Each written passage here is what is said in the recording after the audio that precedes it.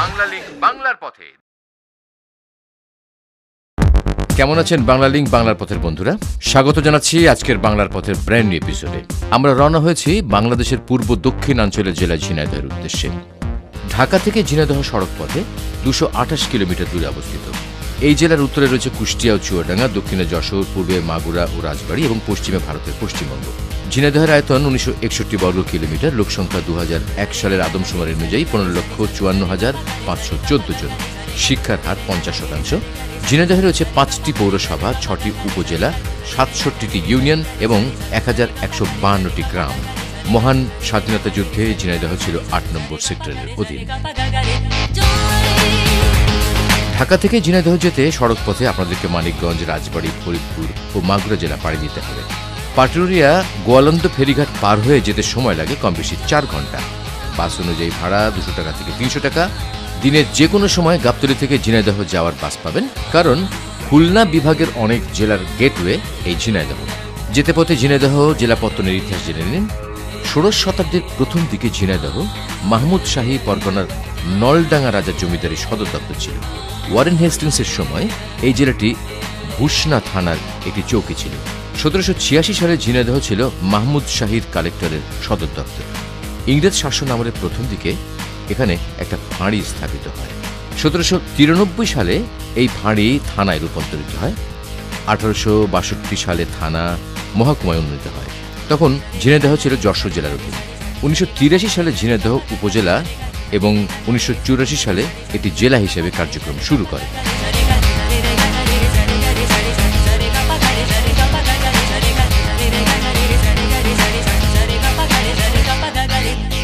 ঝিনাইদহ নামকরণের ইতিহাস সিম্পল। অনেক দিন আগে এই অঞ্চলের নদীতে প্রচুর ঝিনুক পাওয়া যেত এবং এই ঝিনুক থেকে তৈরি হতো চুন, বোতাম এবং পাওয়া যেত মুক্তা। আর এ কারণে দলে দলে মানুষ আসতো এখানে ব্যবসা এবং ঝিনুক কুড়ানোর উদ্দেশ্যে। ঝিনুকের আঞ্চলিক নাম ঝিনাই, আর জলাশয়কে বলা হয় দহ, মানে ঝিনাইদহ। ঐতিহাসিকগণ মনে করেন এ থেকেই এই এলাকার নামকরণ করা হয়েছে ঝিনাইদহ। But simple.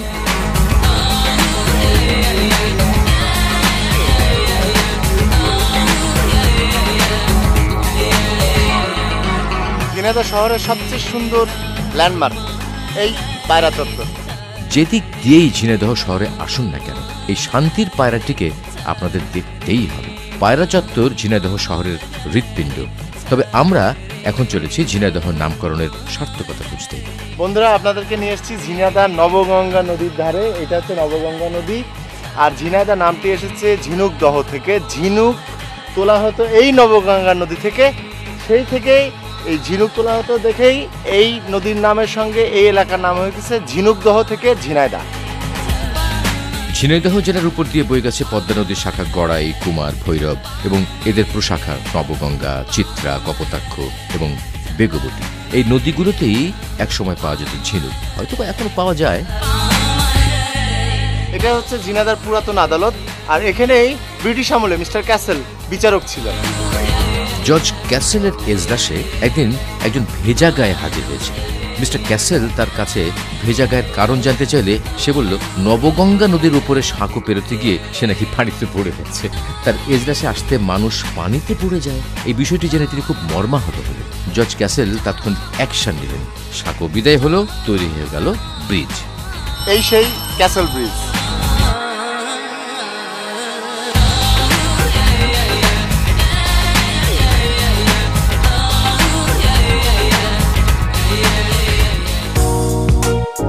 বাংলাদেশের প্রতিটি জেলায় জেলায় শহীদ মুক্তিযোদ্ধাদের তালিকা নিয়ে তৈরি করা হয়েছে শহীদ স্মৃতিফলক। ঝিনাইদহে 1971 সালে 16 এপ্রিল হানাদার বাহিনী ও তাদের দোসর রাজাকাররা সাধারণ নিরীহ মানুষের উপর ঝাঁপিয়ে পড়ে নির্বিচারে হত্যাযজ্ঞ চালায়। শুরু হয় মুক্তিযুদ্ধ। 1971 সালের 6 ডিসেম্বর মুক্তিকামী মানুষের প্রতিরোধের মুখে পালিয়ে যায় হানাদার। মুক্ত হয় ঝিনাইদহ। বীরশ্রেষ্ঠ হামিদুর রহমান এই ঝিনাইদহেরই সন্তান। ঝিনাইদহ শহীদ মুক্তিযোদ্ধাদের নামের তালিকার স্তম্ভটি আপনারা দেখছেন, কিন্তু দুঃখজনক বিষয় এটা যে এখানে জাতির সূর্য সন্তান বীর প্রতীক সিরাজুল ইসলাম, তার নামটি এই লিস্টে স্থান পায়নি। তাতে কি, তার স্মৃতি দেখাতে নিয়ে যাব আপনাদের। হ্যাঁ বন্ধুরা, আমরা চলেছি ঝিনাইদহ শহর থেকে মাত্র 4 কিলোমিটার দূরে পাগলা কানাইয়ের মাজার দেখতে। যেতে পথে একটা গল্প বলি। এককালে ঝিনাইদহে মুকুট রায় নামে একজন প্রতাপশালী জমিদার ছিল। তিনি 16 হালকা হাতি, 20 হালকা ঘোড়া, 2200 কোরদার ছাড়া বাইরে বেরোতেন না। রাস্তা নির্মাণ ও জলাশয় খনন করতে করতে তিনি এগিয়ে যেতেন। প্রজাদের পানীয় জলের অভাব মেটানোর জন্য অনেক রাজা মহারাজারা দিঘি কেটেছেন, বড় বড় সাগর কেটেছেন, কিন্তু ঝিনাইদহের রাজা মুকুট রায় তিনি কেটেছেন একটা সমুদ্র। এটা তার সেই ঢোল সমুদ্র। ঝিনাইদহ এসে যারা পাগলা কানাইয়ের মাজার দেখতে যাবেন তারা যেতে পথে 52 বিঘা জায়গা নিয়ে খনন করা এই ঢোল সমুদ্রতে ঘুরে যাবেন। মনে রাখবেন, এটি ঝিনাইদহের সবচেয়ে বড় দিঘি। আপনারা অনেকে শুনেছেন ধুতরা, ধুতরার বিষে মানুষকে পাগল বানানো হয়েছে। এই সেই ধুতরা ফল। বাংলার লোককবিদের অন্যতম জনপ্রিয় ও সার্থক মরমী সাধক পাগলা কানাই, তারই মাজার দেখতে যাচ্ছি আমরা। তিনি জারি, ধুয়া, পালা, কবি, দেহতত্ত্ব, বাউল, মুর্শিদি, মারফতি, হামদ, নাত, প্রেম, জীবন ও মৃত্যু নিয়ে গান গাইতেন। তার গানে মশারি, কাঁথা, বউ, শাশুড়ি, ঘর জামাই, পাখি, ক্ষুধা এ ধরনের বিষয় স্থান পেত, যাকে বর্তমানে আমরা জীবনমুখী গান বলি। এই দেশেতে ঘুমায় লালন পাগলা কানাই, যাদের মুখের কালাম শুনে পথের দিশা পাই। পাগলা কানাইয়ের মাজার। পাগলা কানাই বাংলা 25 ফাল্গুন 1216 সালে জন্মগ্রহণ করেন ঝিনাইদহের বেড়াবাড়ি গ্রামে। তার পিতার নাম কুরআন শেখ, মা মমেনা বিবি। পাগলা কানাইয়ের আসল নাম কানাই শেখ। ছোটবেলা থেকেই তিনি আধ্যাত্মিক সাধনা এবং গান করতেন বলে মানুষ তাকে আদর করে পাগলা কানাই ডাকত। তার গান এতটাই জনপ্রিয় ছিল যে 40-50 হাজার হিন্দু মুসলমান একদিনের পথ হেঁটে তার গান শুনতে আসত। তার কণ্ঠস্বর এতটাই জোরালো ছিল যে মাইক ছাড়া সবাই তার গান শুনতে পেত। হিন্দুরা হরিবোল এবং মুসলমানরা আল্লাহ আল্লাহ ধ্বনি দিয়ে পাগলা কানাইয়ের গানের আসরকে জমজমাট রাখত। বাংলা 28 আষাঢ় 1296 সালে এই মরমী কবি পাগলা কানাইয়ের জীবনাবসান হয়। আপনার নাম কি? আমার নাম আফজাল হোসেন। আফজাল হোসেন। পাগলা কানাই আপনার কি হয়? ওর দাদা, দাদা, বাপের দাদা, মানে আপনার আব্বার দাদা। হ্যাঁ।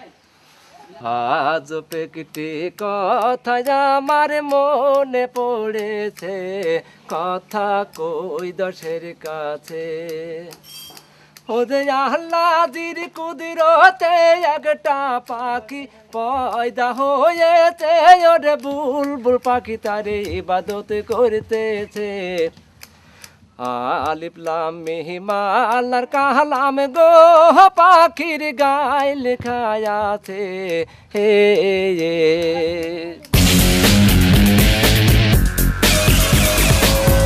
বাংলার পথে আমরা এখন ছুটে চলেছি ঝিনাইদহ শহর থেকে 9 কিলোমিটার পশ্চিমে অবস্থিত বাংলাদেশ সিল্ক ফাউন্ডেশনের রেশম শিল্প দেখতে। একসময় ঢাকাইয়া মসলিনের খ্যাতি ছিল বিশ্বজোড়া, আর এই মসলিন কাপড় তৈরি হতো রেশম সুতো দিয়ে।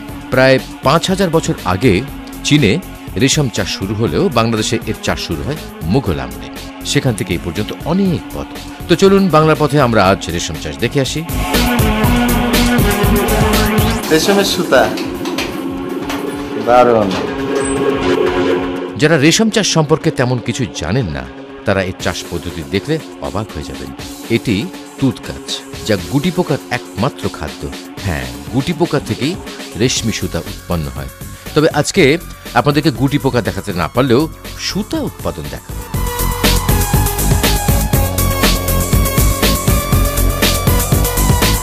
এই যে গুটি, এটা থেকেই রেশমি সুতা তৈরি হচ্ছে। হ্যাঁ, এই গুটির মধ্যেই আছে পোকা। রেশম পোকা ডিম ফুটে বের হওয়ার পর থেকে অনবরত তুঁত পাতা খেতে থাকে। 6-7 দিনে পোকা 2 ইঞ্চির মতো লম্বা হয়। এই সময় পোকা তার লালা দিয়ে শরীরের চারিদিকে গুটি তৈরি করে। এই গুটি তৈরি হতে সময় লাগে 1 দিন। গুটি কেটে বেরিয়ে আসার আগেই পোকা মেরে ফেলা হয়। তারপর সেই গুটি সেদ্ধ করে তা থেকে সুতা বের করা হয়। সেই গুটি থেকে সুতা আলাদা করার প্রক্রিয়ায় দেখছেন আপনারা। খুবই সহজ, কি বলেন?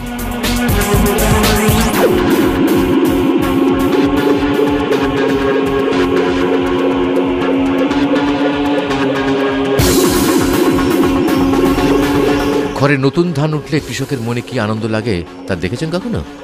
না দেখে থাকলে আজকে দেখুন।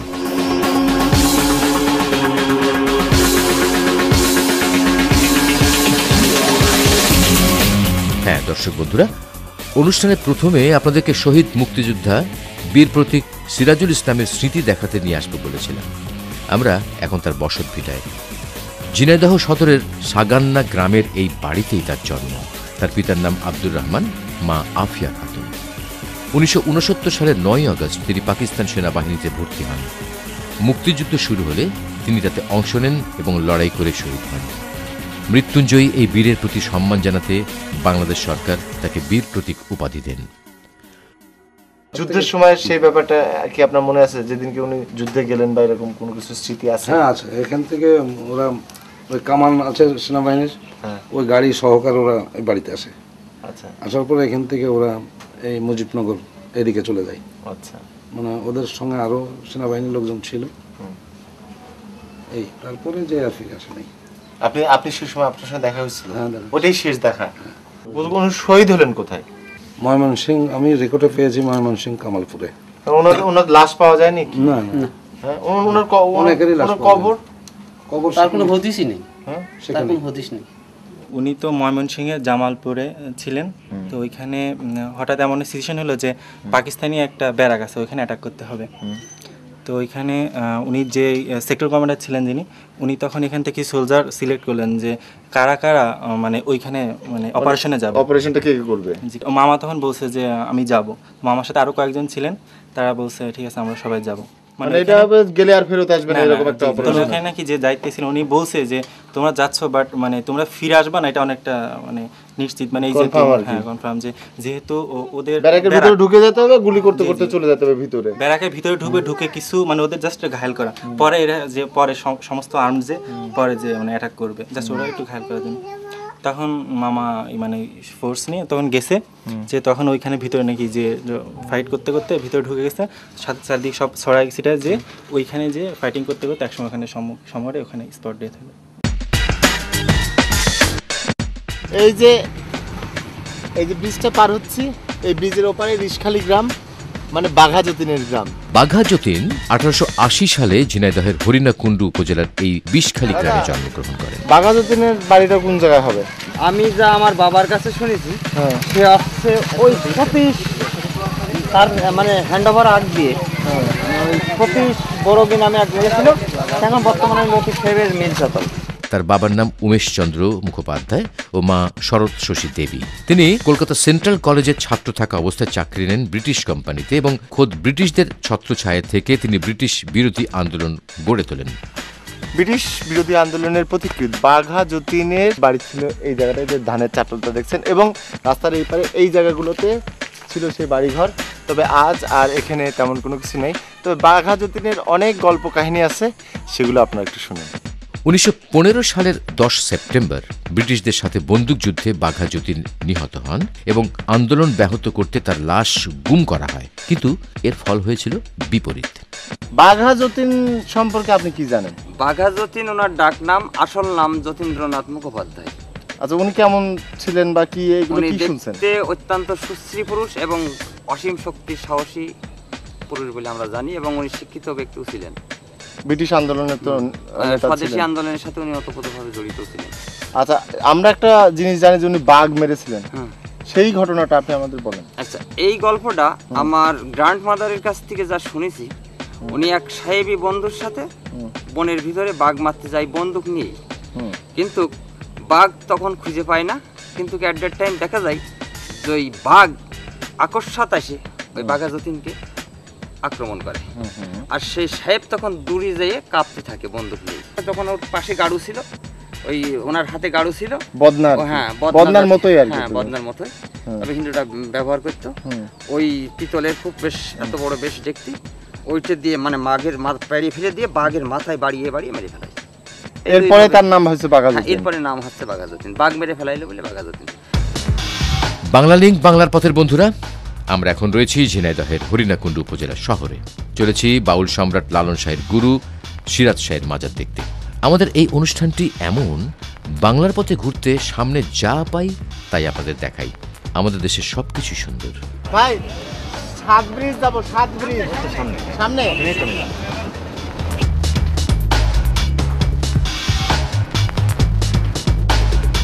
ঝিনাইদহ এই জায়গার নাম কি? ঝিনাইদহ হরিণাকুণ্ডু। হরিণাকুণ্ডে এই জায়গার নাম এই জায়গার নাম কি? 7 ব্রিজ। সাতটা ব্রিজ কেন ওই জায়গার নাম? 7টা পয়েন্ট আছে, তাই 7টা ব্রিজ, 7টা পানি নিষ্কাশনের ব্যবস্থা আছে, তাই 7টা ব্রিজ। ছোট বড় ব্রিজ আছে 7টা।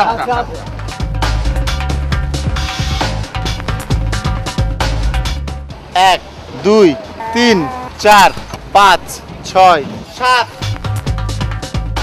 এমনই কিরে তুই এমনই কানা, মন কিরে তুই এমন কানা।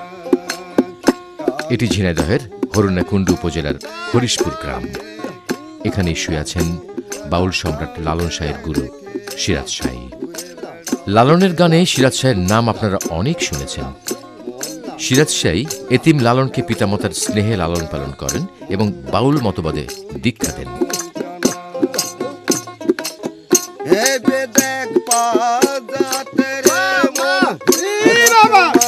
সিরাজ শাহের জন্ম হয়েছিল 1718 সালে। ফকির লালন গুরুর সহচর্য খুব বেশি দিন পাননি। ইংরেজি 1798 সালে সিরাজ শাহী ও তার স্ত্রী একই দিনে মৃত্যুবরণ করেন। ঝিনাইদহ আসলে সিরাজ শাহের মাজারটি একবার ঘুরে যাবেন।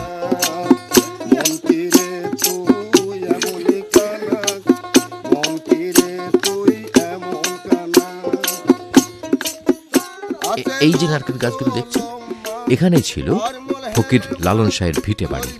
তো বন্ধুরা, চলুন যেতে যেতে লিখে নিন আমাদের যোগাযোগের ঠিকানা। পরিচালক বাংলা লিংক, বাংলার পথে, থিমেটিক মিডিয়া কনসালটেন্ট, 25 দিলু রোড, নিউ স্কাটন, ঢাকা 1000, বাংলাদেশ। আমাদেরকে SMS করতে পারেন। লিখে নিন নাম্বারটা 01911624736। আমি আবার বলছি 01911624736 এই নম্বরে। এই বড়দের মালিক আপনি? জি, আমি মালিক। এটা কত বিঘা জায়গার উপরে? তা 4-5 বিঘা জমি হবে। 4-5 বিঘে। এতে আপনি যখন পান তোলেন কত টাকার পান বিক্রি হয় একবারে? ও তো একবারে ওই বেচা হয় না, ওই সারা বছর টুকটাক করে ভাঙা, আর শীতের সিজনে দেখা আছে ওই বিঘা প্রতি 5-7 লাখ টাকা বিক্রি হয়। 5-7 লাখ টাকা। এই এলাকায় কতগুলো পানের বরজ হবে মনে করতেন? ভাই গুনে তো শেষ করা যায়, অনেকগুলা বরজ আছে, হিসাব নেই। না, হিসাব নেই, অনেক বরজ। হরিণাকুণ্ডের পান বিশ্ববিখ্যাত। ঝিনাইদহের এই হরিশপুর গ্রামে জন্ম নিয়েছেন অনেক সাধক। তাদের মধ্যে মরমী কবি পাঞ্জু শাহের মাজারে যাচ্ছি আমরা। তিনি 1851 সালে জন্মগ্রহণ এবং 1914 সালে ইন্তেকাল করেন। তার বাবার নাম খাদেম আলী। পাঞ্জু শাহের মরমী গান ফকির সম্প্রদায়ের মধ্যে দ্রুত ছড়িয়ে পড়েছিল। ব্যক্তিজীবনে তিনি বাউল সম্রাট লালন শাহের আশীর্বাদ ধন্য হয়েছিলেন। তো বন্ধুরা, বাংলা লিংক, বাংলার পথে দেখে নিন পাঞ্জু শাহের মাজার এবং আমাদেরকে বিদায় দিন। দেখা হবে আগামী পর্বে। ভালো থাকবেন। পাঞ্জু শাহ, সিরাজ শাহ, লালন শাহ, এই 3 শাহে কে কার গুরু? পাঞ্জু শাহের গুরু হইল হিরু শাহ। হিরু শাহ? হ্যাঁ, ওই বার। আচ্ছা। আর লালন শাহের গুরু হইল সিরাজ শাহ। আচ্ছা। সিরাজ শাহ হইল বিহারা। আচ্ছা, সিরাজ শাহ ছিলেন পালকি বাহক। হ্যাঁ। আর লালন শাহ আর পাঞ্জু শাহ? পাঞ্জু শাহ হইল খন্দকার। খন্দকার বংশ। আপনি পাঞ্জু শাহ কি হন? পাঞ্জু শাহ আমার বুড়ো বাপ, মানে আব্বার দাদা। হ্যাঁ। আর একটা কথা জিজ্ঞেস করি, হ্যাঁ, লালন শাহের বাড়ি কোথায়? ওই পাড়ায়। মানে এইখানেই? হ্যাঁ। এই মাটিতেই তার জন্ম? হ্যাঁ। সিরাজ শাহের গুরু কে ছিলেন? গোপাল শাহ। উনি কোথায়? ওই পাড়ায়। সবই এইখানে? হ্যাঁ। আপনি কি গান গান? না। তাহলে আপনি এই বেশ নিছেন কেন? এই গান বেশ নিলে কি গান গাইতে হবে?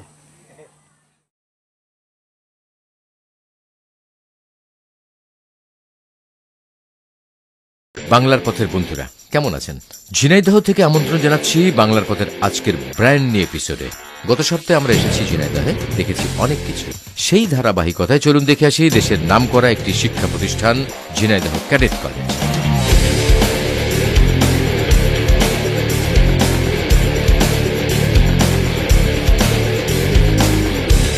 ঝিনাইদহ শহর থেকে 2 কিলোমিটার উত্তরে কুষ্টিয়া যাওয়ার পথে 100 একর জমির উপরে এই ক্যাডেট কলেজ গড়ে উঠেছে। 1963 সালের 18 অক্টোবর ঝিনাইদহ ক্যাডেট কলেজের ভিত্তিপ্রস্তর স্থাপন করেন তৎকালীন পূর্ব পাকিস্তানের গভর্নর মোনায়েম খান। 1968 সালে ঝিনাইদহ ক্যাডেট কলেজে SSC এবং 1970 সাল থেকে HSC পরীক্ষা শুরু হয়। হ্যাঁ, বন্ধুরা, আমরা চলেছি ঝিনাইদহের শৈলকুপা উপজেলায়। প্রাচীনকাল থেকে বিভিন্ন শাসনামলে ঝিনাইদহের স্থায়ী জনবসতি গড়ে ওঠে। খ্রিস্টীয় ৫ম শতক জুড়ে ঝিনাইদহ বঙ্গরাজ্যের অন্তর্গত ছিল। ৬ষ্ঠ শতকে এই অঞ্চল সহ সমগ্র বঙ্গ গুপ্ত সাম্রাজ্যের অধীনে যায়। গুপ্ত সাম্রাজ্যের পতন হলে বাংলা অঞ্চলে দুটি বড় স্বাধীন রাজ্যের সৃষ্টি হয়, তার একটি বঙ্গ আর অন্যটি হল গৌড়। ঝিনাইদহ এই বঙ্গরাজ্যের অধীন ছিল।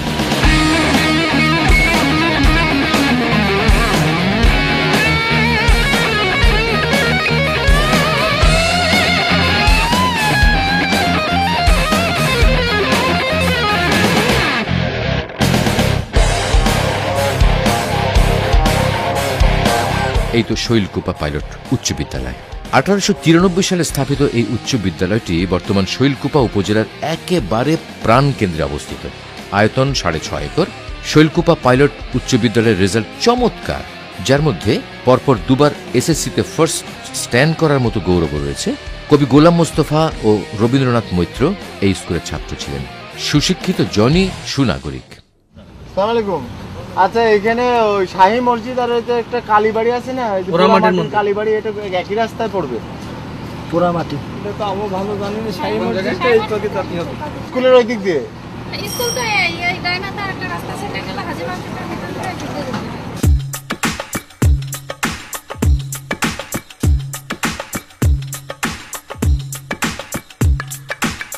ঝিনাইদহ শহর থেকে 19 কিলোমিটার দূরে শৈলকুপার কুমার নদীর তীরে অবস্থিত শৈলকুপা শাহী মসজিদটি দক্ষিণবঙ্গের সুলতানি আমলের স্থাপত্য কীর্তির একটি দারুণ নিদর্শন।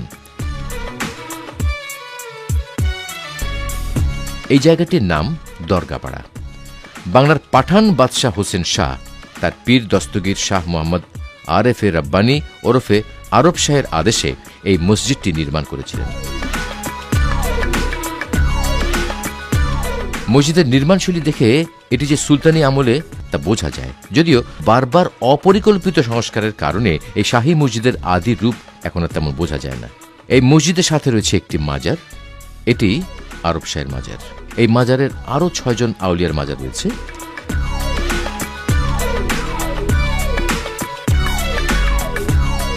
চলুন এবারে ভেতরটা ঘুরে আসি। শৈলকুপা শাহী মসজিদটি সংস্কার করে বড় করা হয়েছে। আপনারা দেখছেন নতুন অংশটি। মূল মসজিদটিতে রয়েছে 4টি মিনার ও 6টি গম্বুজ, আর মসজিদটির ভেতরে রয়েছে 3টি মেহরাব। মসজিদের চারপাশের দেয়াল এবং এরকম 2টি পাথরের থামের উপরে দাঁড়িয়ে আছে মসজিদটি। 5 ফুট মোটা দেয়ালের উত্তর দক্ষিণে লম্বা এই মসজিদের আয়তন 31/21 ফুট। শৈলকুপা শাহী মসজিদের ভেতরটা শীতল এবং প্রশান্তিদায়ক। মসজিদে মুসল্লিরা বসে আলাপ আলোচনা করছেন। আসুন তাদের কথা শুনি। ঘরে বসে কোনো কোনো জিনিসই হয় না, আর এলে হইলে 2 রকম। কারণ যে কোনো জিনিস শিখতে হইলে ঘরের বাহিরে যেতে হবে, যে কোনো কর্ম করতে হইলে ঘরের বাহিরে যেতে হবে।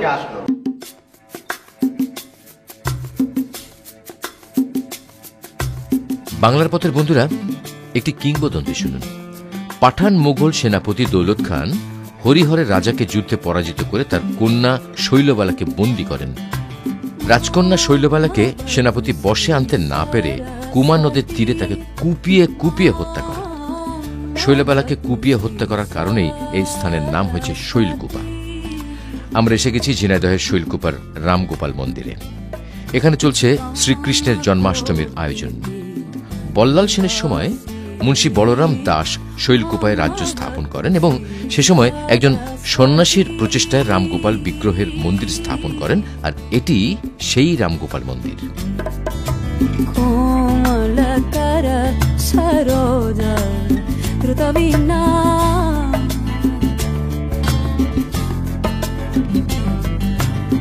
মন্দিরে আসলে প্রসাদ খেতে হয়। প্রসাদ খাওয়ার আগে মাথায় ঠেকাতে হয়।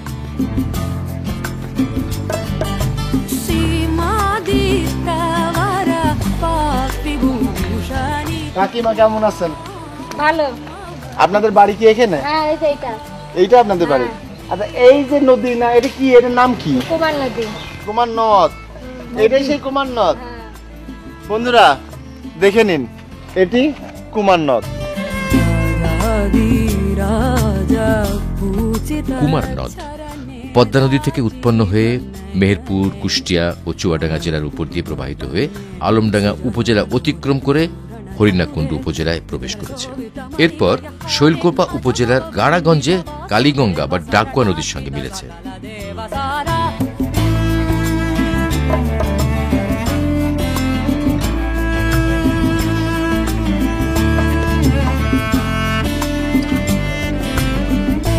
হ্যাঁ বন্ধুরা, আপনারা দেখলেন ঝিনাইদহ জেলার শৈলকুপা উপজেলার রামগোপাল মন্দির, আর এখন দেখবেন রামগোপাল জমিদার বাড়ি।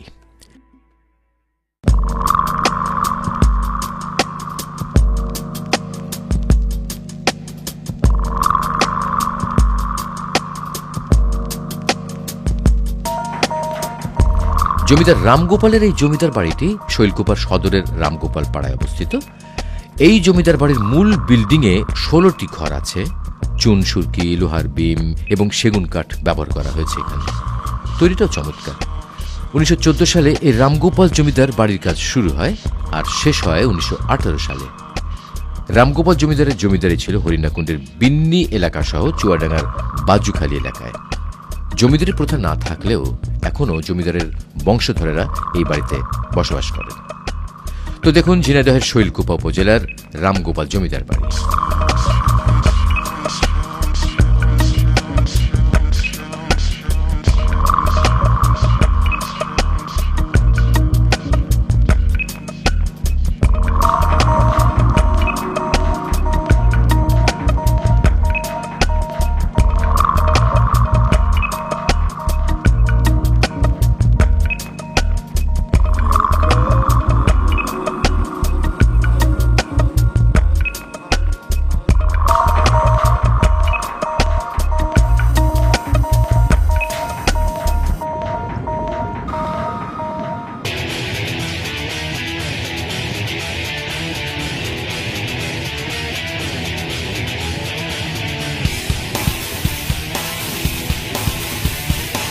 বাংলা লিংক বাংলার পথের বন্ধুরা, আমাকে কি এখন বলে দিতে হবে যে আপনারা কি দেখছেন? দেখুন আর ঝোল ফেলুন। তবে ডায়াবেটিস রোগে যারা ভুগছেন তারা দয়া করে আমাদেরকে ক্ষমা করবেন।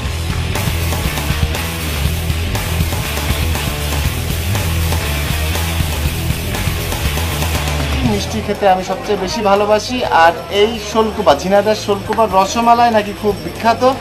তো আসুন টেস্ট করা যাক রসমালাই, খেয়ে দেখি কেমন।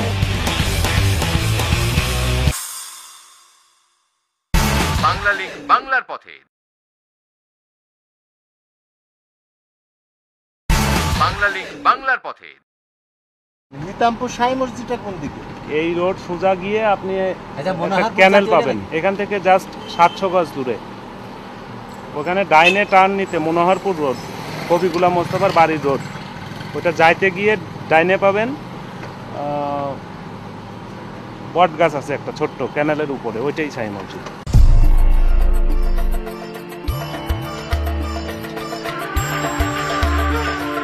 হ্যাঁ, বুঝতে পাচ্ছেন আমরা চলেছি হিতামপুর শাহী মসজিদ দেখতে। ক্যানালের পাড় দিয়ে যেতে যেতে আমাদেরকে যোগাযোগের ঠিকানাটা লিখে দিন। পরিচালক, বাংলা লিংক বাংলার পথে, 25 দিলু road, new Eskaton, Dhaka 1000 Bangladesh. SMS করুন 01911624736। আমি আবার বলছি 01911624736 এই নম্বরে।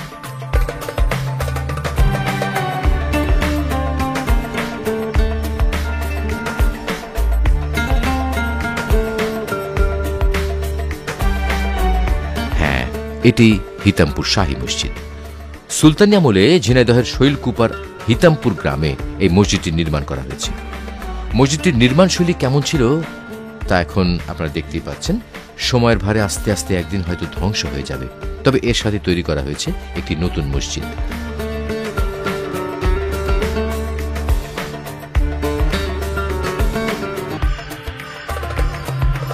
আমি বসে আছি হিতামপুর শাহী মসজিদের নতুন পার্টে, আর এটা হচ্ছে সেই পুরাতন একেবারে প্রাচীন মসজিদটা। এই মসজিদটা মাঝখানে 200 বছর, মানে এই সংস্কার হওয়ার আগে 200 বছর এখানে কোনো নামাজ হয়নি এবং এটা একবারে জঙ্গলে আবৃত ছিল। ব্রিটিশ আমলের মাঝামাঝি সময়ে আবার নতুন করে আবিষ্কৃত হয়, তারপরে থেকেই এটাতে নামাজ হয়ে আসছে।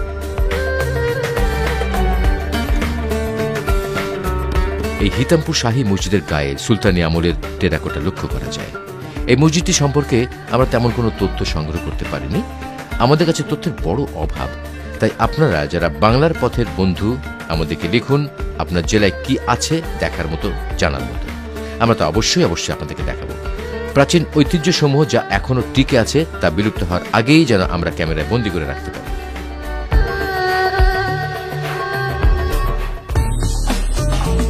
ঊনবিংশ শতাব্দীর প্রথম ভাগে বিলেতি ব্যবসায়ী এবং ফরাসি বণিক লুই ব্যান্ড 1805 সালে চুয়াডাঙ্গার কোটচাঁদপুরের দাতিয়ার কাঠিতে প্রথম নীলকুঠি স্থাপন করেন। এরকম করে না। 1811 সালের মধ্যে খালিশপুর, পোড়াহাটি, পবাহাটি, শৈলকুপা সহ বেশ কিছু স্থানে কুঠি স্থাপিত হয় এবং স্থানীয় কৃষকদের নীল চাষে বাধ্য করা হয়। নীল চাষের মর্মস্পর্শী করুণ কাহিনী আজকের প্রজন্মের কাছে অবিশ্বাস্য মনে হতে পারে।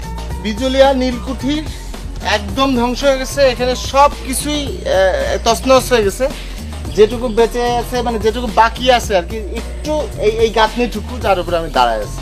বিজুলিয়া নীলকুঠির শেষ নীলকর ছিলেন ডাম্বল সাহেব। ভারত বিভাগ হওয়ার সময় এই নীলকুঠিটি পরিত্যক্ত হয়, কিন্তু রেখে যায় ভয়ঙ্কর স্মৃতি। নীল চাষের এই করুণ কাহিনী নিয়ে দীনবন্ধু মিত্র লিখেছিলেন নীলদর্পণ। এই নাটকে নীলকরদের অকথ্য অত্যাচারের কাহিনী বেরিয়ে পড়েছিল। যেখানে ব্রিটিশ নীলকরেরা নীলকুঠি গড়ে তুলেছিল, সেখানেই ভারত থেকে আদিবাসীদের নিয়ে এসে রাখা হতো নীল চাষ করার জন্য, তাদেরকে বেতনভুক্ত করে রাখা হতো। তেমনি এখানেও আদিবাসী আছে, তারা সেই সময় ব্রিটিশদের নিয়ে আসা আদিবাসী, যাদের একজনকে আপনাদের সঙ্গে পরিচয় করে দেবো। আপনার নাম কি? আপনারা কি আদিবাসী? হ্যাঁ, আদিবাসী। আপনাদের ইয়ের নাম কি, গোত্রের নাম কি? সর্দার। সর্দার।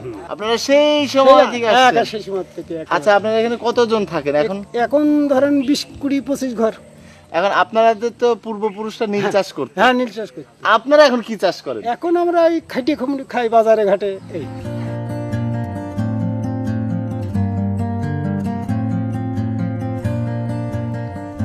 ঝিনাইদহে জন্মগ্রহণ করেছেন অসংখ্য নাট্যকার, কবি, গল্পকার, সঙ্গীত শিল্পী, সাংস্কৃতিক কর্মী, যারা শুধু বাংলাদেশই নয়, তাদের কাজ ভিনদেশি গবেষকদেরও আকৃষ্ট করেছে। সাহিত্য, সংস্কৃতি ও ঐতিহ্য সমৃদ্ধ ঝিনাইদহে সেই সব কৃত্তিমানদের একজন কবি গোলাম মোস্তফা, আর এটি তার বাড়ি। ঝিনাইদহের শৈলকুপা উপজেলার মনোহরপুর গ্রামের এই বাড়িতেই 1897 সালে কবি গোলাম মোস্তফা জন্মগ্রহণ করেন। তার পিতা গোলাম রাব্বানী লোককবি ছিলেন। কবি গোলাম মোস্তফা পেশায় শিক্ষক ছিলেন। ছাত্রাবস্থায় কবির লেখা গদ্যপদ্য পাঠ্য হিসেবে আমরা সবাই পড়েছি। কবির বাড়িটি খুবই ইন্টারেস্টিং, এখানে এলে অনেক কিছু জানতে এবং দেখতে পাবেন। 1918 সালে রক্তরাগ প্রকাশনের মধ্যে দিয়ে গোলাম মোস্তফার কবি জীবন শুরু হয়। তার লেখা 20টি গ্রন্থের মধ্যে বিশ্বনবী অনন্য সৃষ্টি। সাহিত্যে বিশেষ অবদানের জন্য 1960 সালে রাষ্ট্রীয় খেতাব সিতারাই ইমতিয়াজ লাভ করেন। ঝিনাইদহের গর্ব কবি গোলাম মোস্তফা 1964 সালে মৃত্যুবরণ করেন। আমার নাম ফাতেমা আক্তার রূপা। আমি আমার দাদা কবি গোলাম মোস্তফার লেখা একটি কবিতা আবৃত্তি করব। কবিতাটির নাম প্রার্থনা। অনন্ত অসীম প্রেমময় তুমি, বিচার দিনের স্বামী, যত গুণগান হে চিরমহান তোমারই অন্তর্যামী। দুলোকে বুলোকে তোমারে ছাড়িয়া, তোমারই চরণে পড়ি লুটাইয়া, তোমারই সকাশে যাচি হে শকতি, তোমারই করুণাকামী। সরল সঠিক পূর্ণ পন্থা মদের দাউগো বলি, চালাও সে পথে যে পথে তোমার প্রিয়জন গেছে চলে, যে পথে তোমার চির অভিশাপ, যে পথে ভ্রান্তি চির পরিতাপ, হে মহাচালক মোদের কখনো করুণা সে পথগামী।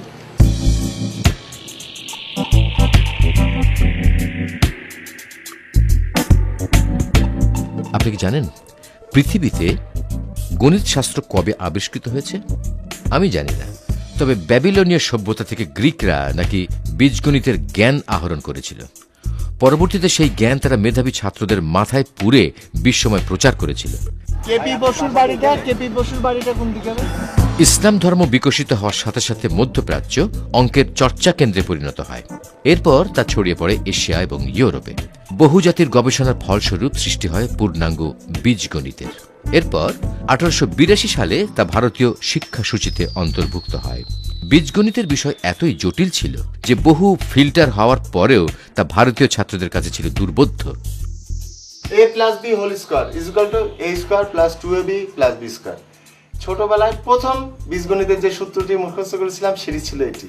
আর এই বীজগণিতের বিশ্ববিখ্যাত যিনি গণিতবিদ কেপি বসু, মানে কালীপদ বসু, ওনার নিজের বাড়ি এটা। দেখুন, হ্যাঁ, কেপি বসু বীজগণিতের জটিল বিষয় করেছিলেন সহজ। বর্তমানে প্রচলিত বীজগণিতের বহু সূত্র এই কেপি বসুর আবিষ্কৃত। 1865 সালে ঝিনাইদহের পাতিহারি শঙ্করপুর গ্রামে এই বাড়িতেই কেপি বসু জন্মগ্রহণ করেন। তার বাবার নাম মহিমাচরণ বসু। তবে গুরুর গুরু থাকে। নসিম মণ্ডল নামে এক গ্রাম্য শিক্ষক প্রিয় শিষ্য কেপি বসুকে অঙ্ক শিখিয়েছিলেন সারা জীবন। কেপি বসু 1892 সাল থেকে আজীবন অঙ্কের স্যার হিসেবে ঢাকা কলেজে শিক্ষকতা করেছেন। অ্যালজেব্রা মেডিজি, modern geometry, intermediate solid geometry বই তার লেখা। 1914 সালে পার্নিসাস ম্যালেরিয়া জ্বরে এই মহান গণিতবিদ কালীপদ বসুর জীবনাবসান ঘটে। মুক্ত মানুষের বাঁচার দাবিতে এই ভূখণ্ডে 1857 সালে সিপাহী বিপ্লবের মাধ্যমে সে মুক্তি সংগ্রাম শুরু হয়েছিল। তারই ধারাবাহিকতায় 1971 সালে স্বাধীন বাংলাদেশের দাবিতে সারা দেশে একযোগে বিস্ফোরিত হয়েছিল মুক্তিযুদ্ধের অগ্নিশিখা।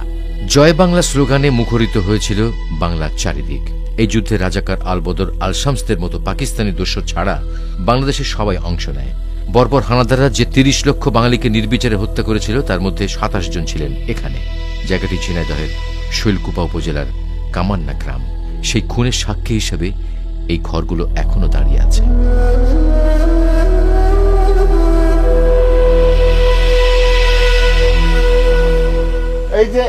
এই যে ছোট ছোট ফুটাগুলো দেখছেন,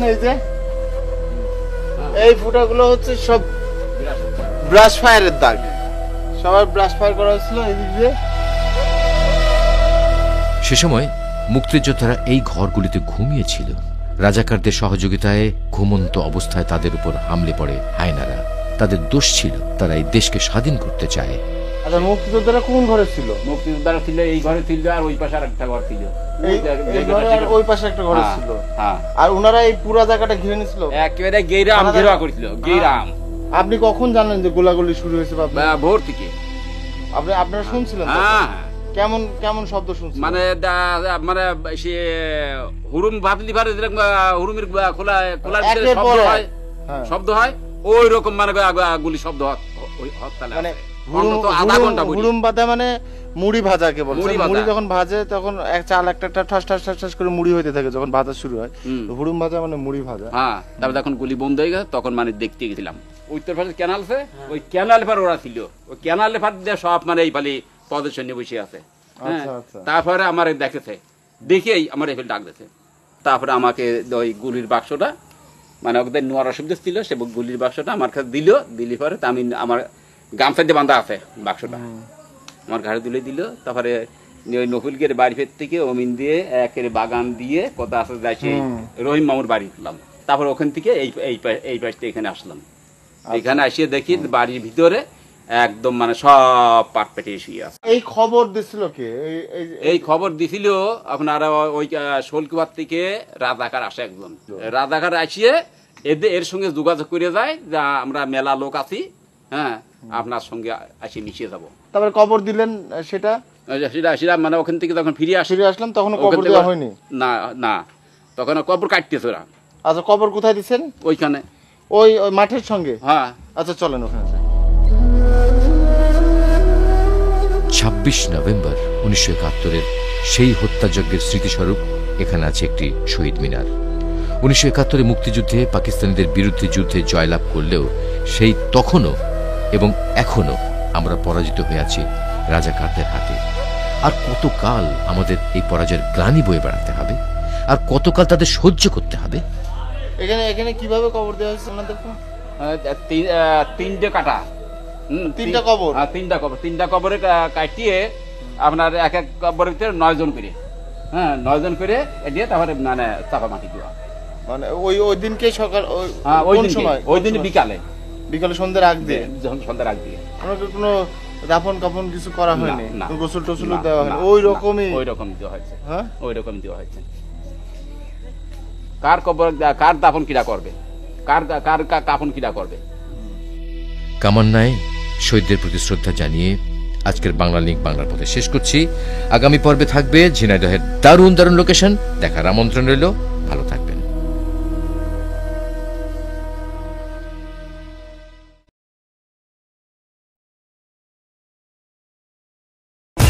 হ্যাঁ বন্ধুরা, কেমন আছেন? হ্যাঁ, শুরু করছি আজকের বাংলা লিঙ্ক বাংলার পথের আরেকটি ব্র্যান্ড নিউ এপিসোড। আপনারা জানেন আমরা আছি ঝিনাইদহ জেলায়। আজ প্রথমেই আপনাদের নিয়ে এসেছি ঝিনাইদহ শহরের অন্যতম শিক্ষা প্রতিষ্ঠান কেসি কলেজে। কলেজ দেখতে দেখতে জেনে নিন, ঝিনাইদহে রয়েছে 45টি কলেজ, 247টি স্কুল এবং 84টি মাদ্রাসা। এছাড়াও আছে একটি ক্যাডেট কলেজ ও একটি আইন কলেজ। এই জেলায় শিক্ষার হার 50% অধিক। প্রখ্যাত মোটরগাড়ি ব্যবসায়ী বাবু কেশবচন্দ্র পাল 1960 সালে দোতলা বাড়িসহ 0.59 শতক জমি দান করেন এবং সেখানেই গড়ে উঠেছে এই কেশবচন্দ্র কলেজ, মানে কেসি কলেজ।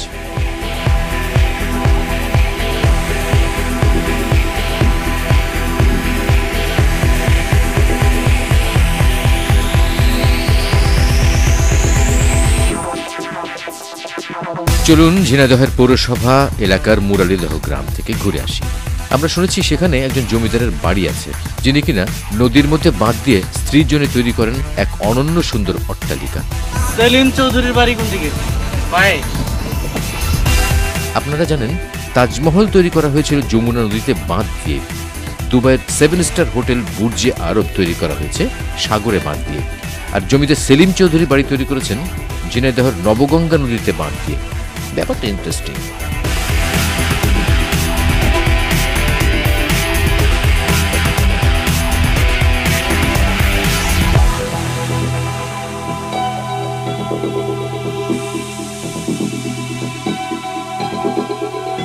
আপনারা দেখছেন জমিদার সেলিম চৌধুরীর বাড়ি। এই বাড়ি নিয়ে একটি কাহিনী আছে। এক সুন্দরী হিন্দু মেয়ের প্রেমে পড়েন সেলিম। তাকে বিয়ে করার কারণে তার পরিবার তাকে মেনে নেয় না। ফলে গভীর রাতে সেলিম চৌধুরী নববিবাহিত স্ত্রীকে নিয়ে কলকাতার উদ্দেশ্যে রওনা হন। নবগঙ্গা নদীর এই জায়গা দিয়ে যাওয়ার সময় জায়গাটা তার খুব পছন্দ হয় এবং তিনি নদীতে বাঁধ দিয়ে প্রিয়তমা স্ত্রীর জন্য তৈরি করেন এই বাড়িটি। এখানেই তারা আমৃত্যু বসবাস করেছেন। তার স্ত্রীর নাম ছিল মুরারি। তাদের কোনো সন্তান ছিল না। তার স্ত্রীর নামে বর্তমানে এই গ্রামটির নাম মুরারিদহ।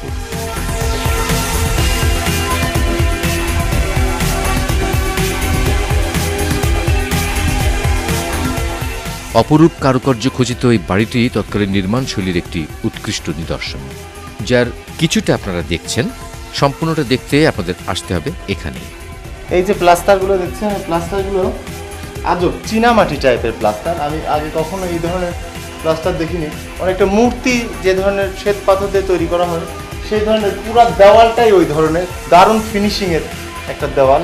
আর এখানে আরেকটা জিনিস আছে, সুরমা আছে। আপনারা জানেন সুরমা চোখে লাগায়, সেই সুরমা নাকি এখানে পাওয়া যাবে। আসেন আমি আপনাদের, এই যে কার্নিশগুলো দেখছেন, এই কার্নিশগুলোর ভিতরে এই যে কালো যে জায়গাগুলো দেখছেন, এগুলো সব সুরমা দিয়ে তৈরি করা।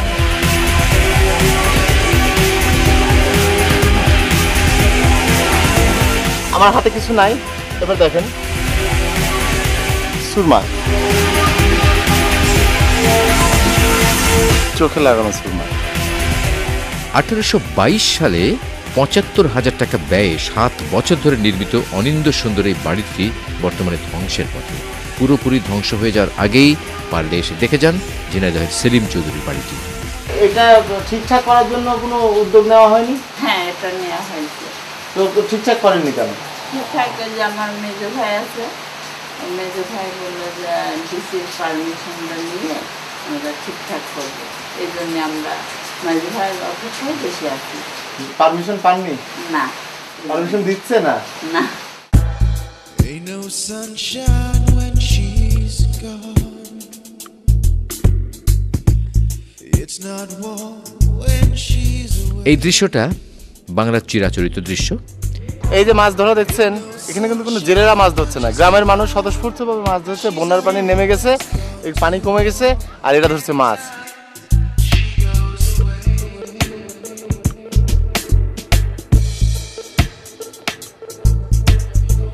এটা হচ্ছে মাছ ধরা থুরকুস, স্পোক দিয়ে বানানো, সাইকেলের স্পোক দিয়ে বানানো।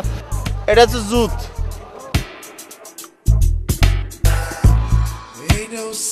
এই আনন্দে যারা অংশগ্রহণ করেননি তারা ভাবতেও পারবেন না এখানে কি ধরনের আনন্দ হচ্ছে। নারী পুরুষ ছেলে বুড়ো সবাই মিলে মাছ ধরা, আহা কি আনন্দ।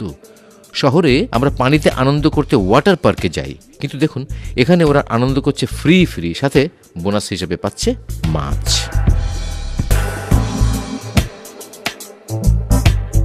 ঝিনাইদহ এসে খুব ভালো লাগলো। পাট এবার ঝিনাইদহতে পাটের উৎপাদন হয়েছে বাম্পার। বৈদেশিক মুদ্রা ও শিল্প উন্নয়নে অপরিসীম গুরুত্বের জন্য পাটকে বাংলাদেশের সোনালী আঁশ বলা হতো। এই ৮০ দশকেও পৃথিবীর মোট পাটের অর্ধেক এদেশে উৎপন্ন হতো, যা থেকে রপ্তানি আয় হতো ৭০%। সেসব এখন কাহিনী হতে চলেছে। তারপরেও পৃথিবীর সবচেয়ে উৎকৃষ্ট পাটটি জন্মে আমাদের দেশে। ৬ হাত এটাকে এই দারুণ এই পাটকে এরা বলতেছে এটাও নাকি ১ নম্বর পাট না, খেতে এর থেকেও নাকি ভালো পাট জন্মে আমাদের দেশে।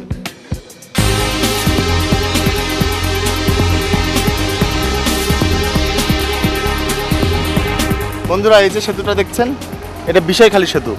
এই সেতুতেই বাংলাদেশের মুক্তিযুদ্ধে প্রথম সম্মুখ যুদ্ধ সংগঠিত হয়েছিল। দিনটা ছিল ১ এপ্রিল ১৯৭১। যশোর ক্যান্টনমেন্ট থেকে বর্বর পাকিস্তানি সেনাদল ঝিনাইদহ দখলের উদ্দেশ্যে এগিয়ে আসতে থাকলে মুক্তিযোদ্ধারা বেগবতী নদীর এখানেই গতিরোধ করে, যুদ্ধ বেঁধে যায়। ৩ ঘন্টা তুমুল যুদ্ধে হেরে গিয়ে ১৬ এপ্রিল আবারও বর্বর পাকিস্তানি সেনারা ঝিনাইদহ দখলের চেষ্টা চালালে মুক্তিযোদ্ধারা রুখে দাঁড়ায়। সেদিনের যুদ্ধে শহীদ হন অকুতভয় মুক্তিযোদ্ধা গোলাম মোস্তফা, সদরউদ্দিন, দুঃখী মাহমুদ, আব্দুল কুদ্দুস, খলিলুর রহমান, কাজী নাজির উদ্দিন, শামশের আলী। যুদ্ধ ছড়িয়ে পড়ে সারা ঝিনাইদহে। ভাই বট গাছটা কোন দিকে? বট গাছ সামনে ওইটা না, এই যে এটা। বাংলা লিংক বাংলার পথের বন্ধুরা, আমরা এসে গেছি ঝিনাইদহের কালীগঞ্জ উপজেলা থেকে ১০ কিলোমিটার পূর্বে মালিয়াট ইউনিয়নের বেথুলি গ্রামে। এখানে আছে এশিয়ার বৃহত্তম প্রাচীন বটগাছ। এই বুড়ো বটগাছটি ২০০ বছরেরও বেশি পুরনো। এলাকার লোকেরা এটিকে সুইতলা মল্লিকপুরের বটগাছ নামে ডাকে। এই জায়গাটির মালিক ছিলেন রায়গ্রামের জোদ্দার নগেন সেনের স্ত্রী শৈলবালা। তখন এই বটগাছের নিচে কালী পুজোর আসনে তিথি অনুযায়ী পাঁঠা বলি হতো, আর এখন এটি পর্যটনের একটি দারুণ স্পট। দেখুন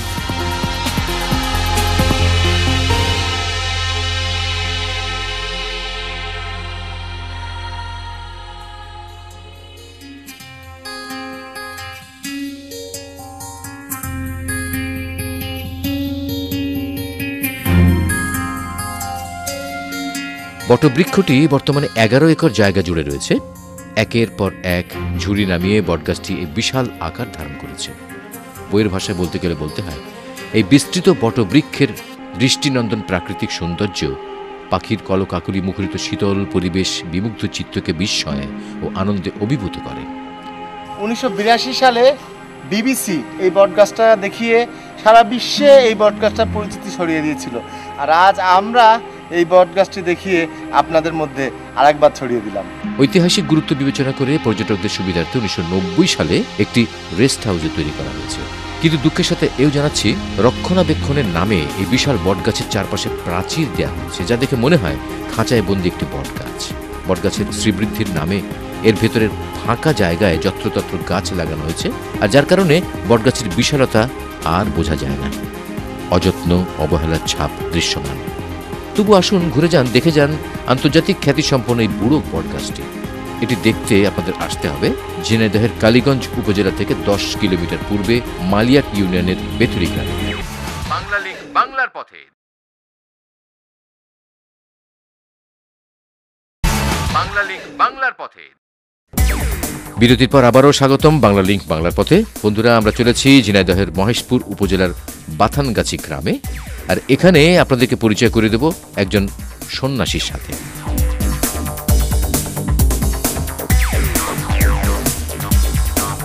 এই যে মাছ বিক্রি করছেন, উনি আসলে একজন সন্ন্যাসী। চড়ক জিনিসটা কি? আপনি কি করেন? আপনি সন্ন্যাসী? ওই পূজায় কি হয়?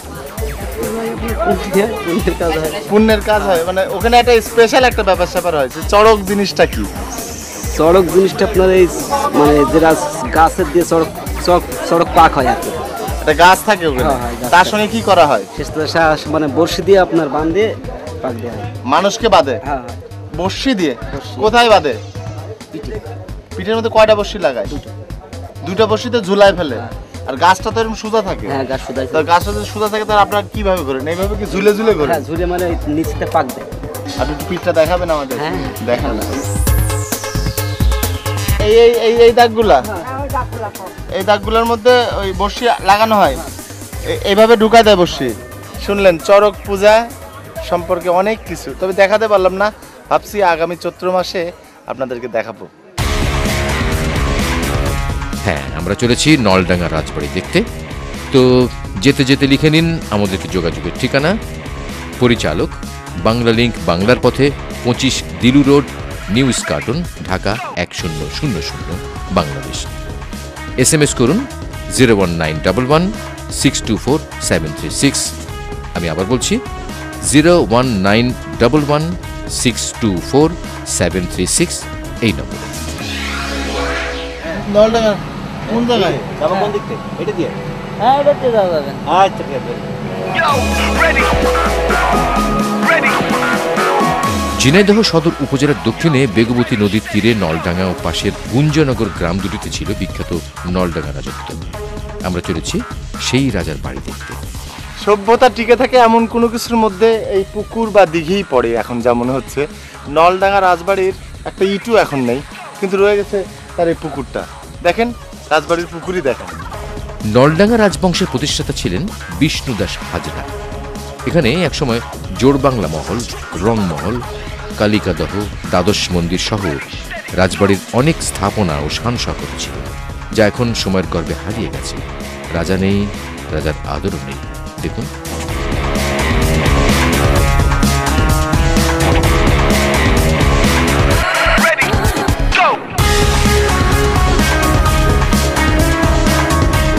বন্ধুরা, আমরা এখন আছি ঝিনাইদহ শহর থেকে 15 কিলোমিটার দক্ষিণে কালীগঞ্জ উপজেলায়। কালীগঞ্জ একটি প্রাচীন জনপদ, যার একটি সাক্ষী এই কালীবাড়ি।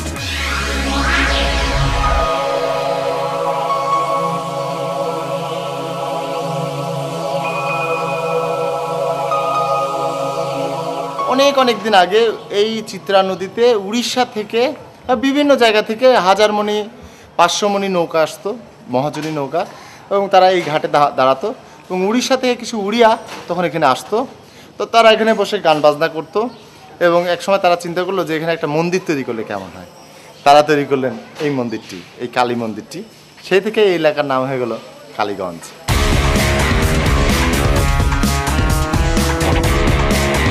আপনারা অনেকেই দেখে থাকবেন চিত্রা নদীর পাড়ে এই চলচ্চিত্রটি। চিত্রা নদী পাড়ের চলচ্চিত্রে সেই চিত্রা নদী হচ্ছে এটা। মাথাভাঙ্গা নদী থেকে জন্ম হয়ে ঝিনাইদহ জেলার কোটচাঁদপুর ও ঝিনাইদহ সীমান্ত দিয়ে প্রবাহিত হয়ে কালীগঞ্জ শহরের মাঝখান দিয়ে চিত্রা নদী যশোর জেলায় প্রবেশ করেছে। ঝিনাইদহ জেলায় এই নদীর আয়তন 283 হেক্টর। দিস ইজ চিত্রা নদী।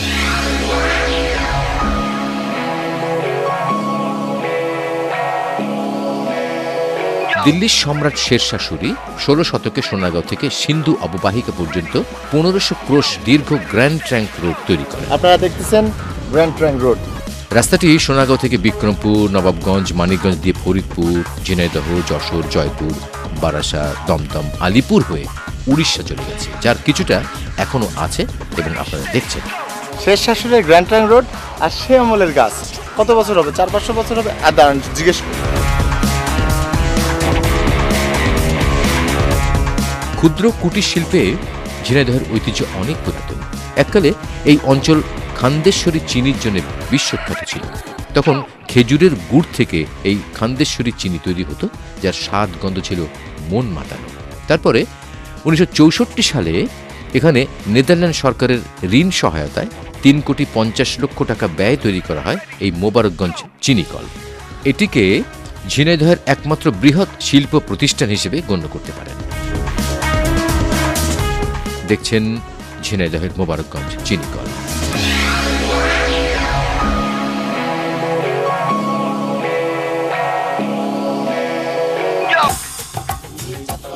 ঝিনাইদহের উর্বর মাটি যেমন ফুলে ফসলে সুশোভিত, তেমনিভাবে এই মাটিতে জন্ম নিয়েছে অসংখ্য কৃতিবরেণ্য ব্যক্তিত্ব, যাদের অনেকেই স্বমহিমায় সমুজ্জ্বল।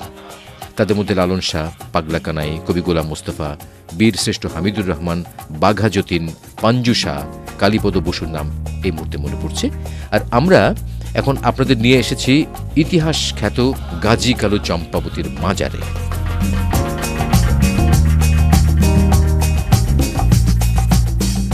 গাজী কালু চম্পাবতীর মাজারটি ঝিনাইদহের কালীগঞ্জের 12 বাজারে অবস্থিত। এদের পরিচয় নিয়ে আছে নানান কিংবদন্তি।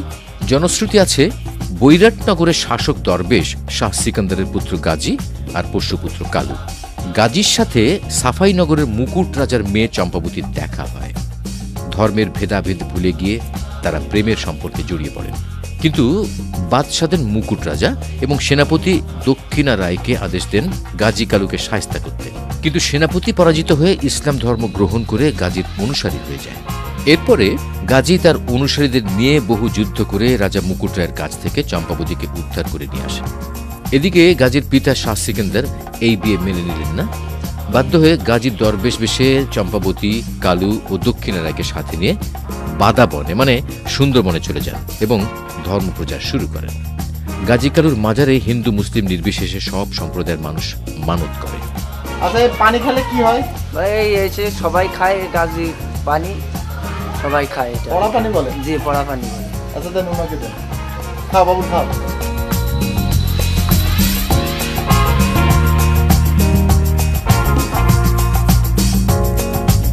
কেমন?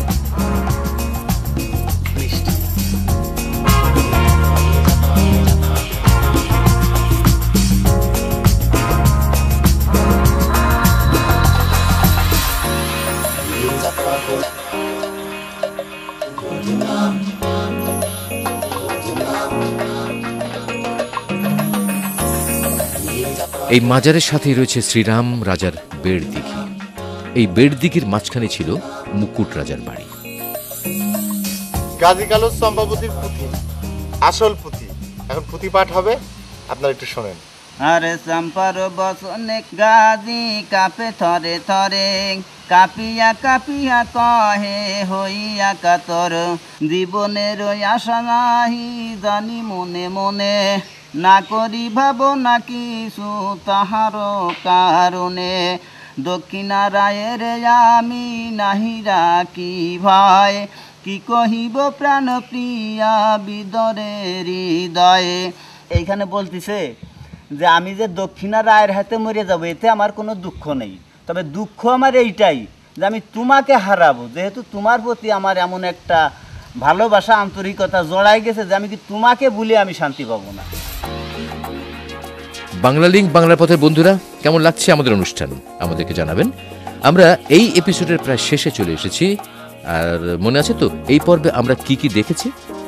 বাংলা লিঙ্ক বাংলার পথের আগামী পর্বেও থাকবে ঝিনাইদহের দারুণ দারুণ লোকেশন। দেখতে থাকুন আর আমাদেরকে বিদায় দিন। ঝিনাইদহ এসে আপনাদেরকে এমন একজনের সঙ্গে পরিচয় করে দেব যিনি একজন কবি, চারণ কবি। তার নাম, তার পদবি, সে কী করে না করে, তার জীবন আচরণ এবং বাংলাদেশের বিভিন্ন ব্যাপারে তার নিজস্ব কিছু কথা বা তার চিন্তা চেতনা তিনি কবিতার মাধ্যমে পড়েন। তার অনেক কবিতা আছে। নাও আই এম প্রেজেন্টিং চারণ কবি মিস্টার ঝুমা। আমি একজন পথচারী কবি, সত্য কথায় কবি, শিক্ষা দীক্ষায় জিরো, তাই কৌতুকে হতে যাচ্ছি হিরো। আমার নেই গুরু, জনগণ দিয়ে কৌতুক করি শুরু।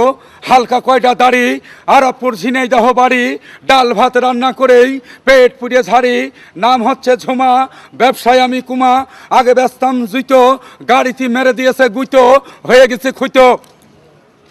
যে করেছে অন্যায় ভেসে গেছে 2000 সালের বন্যায়, যে করেছে দল পার্টি সেই জড়েছে খেজুরের পার্টির। রাজনীতি মানেই মারামারি, ভালো কাজে ভাত, খারাপ কাজে ঠাপ, এটা কিছু খাবে না খেয়ে থাকবি না। যারা হচ্ছে সিটার তারা এই দেশের বড় বড় লিডার, যারা দিতে পারছে ঝাড়ি তার হচ্ছে 4-5 তলা বাড়ি। যারা করছে ক্লিক তারা পাচ্ছে 10 কেজি রিলিফে স্লিপ। লিডারে লিডারে মিল, সাধারণ পাবলিক জেনে শুনে খাচ্ছে কিল। রাজনীতিতে আসলে এই ঢিল, এদেশের লোক করে শুধু চালাকি, বুঝবি তোরা এ জ্বালাকি। এ দেশের লোক খায় ঘুষ আর ঘুষি, তাই খেয়ে জনগণ হয় খুশি। আকাশের যত তারা, পুলিশের ভাইদের তত ধারা, থানার কোর্ট এরা নেয় শুধু নোট, জমি জমা এমনই জম। ভাই ভাইতে নিতে চায় না আঘাত কম, ভাই ভাইতে করে মারামারি, থানা কোর্ট বলে টাকা নিয়ে আয় তাড়াতাড়ি। আগরে পিছাও, আগরে পিছাও। বাচ্চা ভূমিষ্ঠ হওয়ার পর আমরা বাচ্চাদের খাওয়াচ্ছি কেন? ওই ছেলে বড় হলি বাপ মার কথা শুনবে কেন? আমরা বাচ্চাদের হাতে তুলে দিচ্ছে ফিডার। ওই ছেলে বড় হলি হয় হবে চিটার, নাই হবে লিডার, নাই হবে কেডার, খাওয়াতে হবে মায়ের বুকে শাল দুধ। ওই ছেলে শরীরে আসবে জুত, খাবে না ঘুষ আর সুদ, খাবে না হারাম, জীবনে পাবে আরাম, হবে না বেশি ব্যারাম, খাবে না হিরো আর জিরো, যাবে না রাইশো বেডে, কারণ মায়ের শাল দুধ আছে ওর পেটে। র্যাপ মাইক্রোরে দেশে খ্যাপ, র্যাপি রাইট, সন্ত্রাসীদের সাথে করতেছে ফাইট, সন্ত্রাসী হচ্ছে টাইট, তাই সৈনিক র্যাপি রাইট। ফখরুদ্দিন সরকার, এই দেশটা ফকফকা করে দেওয়ার দরকার। ক্রিমিনালগুলো ফকফকা মরবে, বলিষ্ঠ কণ্ঠস্বররা সরবে, আলটা মানো বাইরে বেঁচে মামলা করবে, আরেও মরবে, আরের পোকাও মরবে। হে দেশবাসী, খাসি 180, আবার বলে ঝাঁকা নাকা দেহ দোলে না, গরিবের দেহ কি পাতাকপি খেয়ে দোলে না। এ দেশে নেই শাসন, সে দেশে আমি ঝুমা, আর কি দেবো ভাষণ। আগরে পিছো, আগরে পিছো।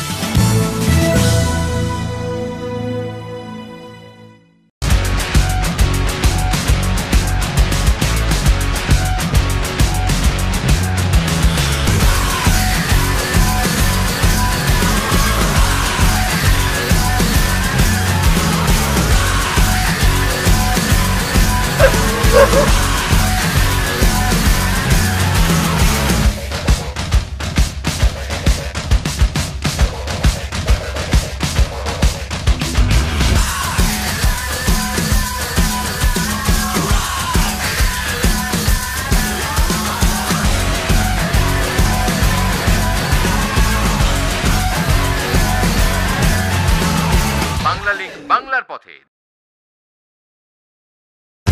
বাংলা লিংক বাংলার পথের বন্ধুরা কেমন আছেন? গত কদিনে আমরা আপনাদের অগণিত SMS পেয়েছি। এই অভূতপূর্ব সাড়ার জন্য প্রথমে আপনাদেরকে বাংলা লিংক বাংলা পথের পক্ষ থেকে ধন্যবাদ দিয়ে শুরু করছি আজকের ব্র্যান্ড নিউ এপিসোড। আপনারা জানেন আমরা আছি ঝিনাইদহ জেলায়, এসেছি কালীগঞ্জ উপজেলার 12 বাজারে। ভাই জোর বাংলা গোড়ার মসজিদটা কোন দিক? কত কিলো? একদম কাছে, হাফ কিলো। ঝিনাইদহ শহর থেকে 26 কিলোমিটার দক্ষিণের কালীগঞ্জের এই 12 বাজার একটি প্রাচীন সমৃদ্ধ নগরী, যার অনেক নিদর্শনের মধ্যে প্রথমে এসেছি পীরপুকুর মসজিদে। এটি 1993 সালে প্রত্নতত্ত্ব বিভাগ আবিষ্কার করে। আর এই প্রাচীন মসজিদটি দেখতে দেখতে 12 বাজার সম্পর্কে একটা ধারণা নেওয়া যাক। লুপ্ত গৌরবের 12 বাজার কারা প্রতিষ্ঠা করেছিল তা সঠিকভাবে জানা যায়নি। প্রাচীনকালে এই 12 বাজারের পরিধি ছিল 10 বর্গ মাইল। এই 10 বর্গ মাইল এলাকা জুড়ে ছিল প্রাচীন ইটের ছড়াছড়ি, যা থেকেই প্রত্নতত্ত্ব বিভাগের সহযোগিতায় আবিষ্কৃত হয়েছে অনেক প্রত্নতাত্ত্বিক নিদর্শন এবং প্রাচীন জলাশয়।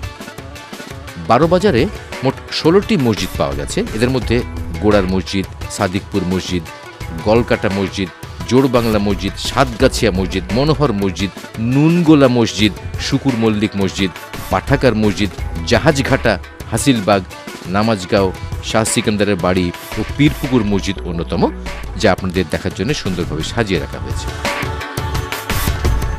এই এখানে মসজিদটা কোথায়? এই যে সাইডে কোরআন মসজিদ। হ্যাঁ ওই জায়গায়, ওই যে দেখা যাচ্ছে করে গাড়িতে। ওকে ঠিক আছে। যাওয়া যাবে না? কাদা রাস্তায় যাওয়া যাবে না? যাওয়া যাবে না। আচ্ছা ঠিক আছে। এমনিতে যান, এই পাশে কয়টা আসছি এই কয়টা দেখে যান। 12 বাজারে প্রতিটি প্রাচীন নিদর্শনের দূরত্ব খুব বেশি না, একটার পর একটা মসজিদ আমরা আবিষ্কার করছি। এটি গোড়ার মসজিদের পথ। 1983 সালে প্রত্নতত্ত্ব বিভাগ এটি আবিষ্কার করে। মসজিদটির পাশে গোরাই নামের একজন দরবেশের কবরের সন্ধান পাওয়া গেছে, আর তার নামেই নাম হয়েছে গোরাই মসজিদ। ধারণা করা হয় সুলতান হোসেন শাহ বা তার পুত্র নসরত শাহ এই মসজিদটি নির্মাণ করেছেন।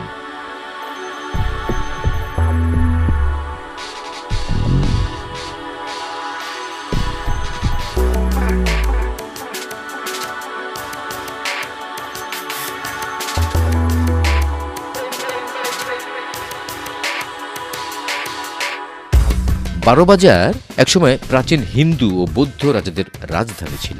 গ্রিক ইতিহাস থেকে জানা যায় এখানে গঙ্গা রিডি নামে এক শক্তিশালী জাতি বাস করত। এদেরও রাজধানী ছিল বারোবাজার। তখন এই এলাকার নাম ছিল গঙ্গা রিজিয়া। বারোবাজার সমতট রাজ্যের অধীন ছিল। হিন্দু ও বৌদ্ধ শাসন আমলে এই এলাকা সমৃদ্ধি অর্জন করেছিল। পরবর্তীতে সুলতানি আমলেও বারোবাজার সমৃদ্ধি অর্জন করে। পাল বংশ, সেন বংশ, মুঘল, পাঠান, ইংরেজ বহু জাতি এই বারোবাজারের বুকে এসেছিল এবং কালে কালে সমৃদ্ধ হয়েছিল এই বারোবাজার।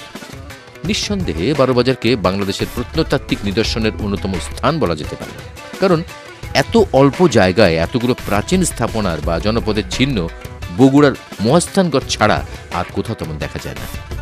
হ্যাঁ, দেখছেন বারোবাজারের প্রাচীন গোড়ার মসজিদ। এই মসজিদটি সহ সকল স্থাপনাগুলি আবিষ্কারের আগে মাটির ঢিবির মধ্যে লুকিয়েছিল।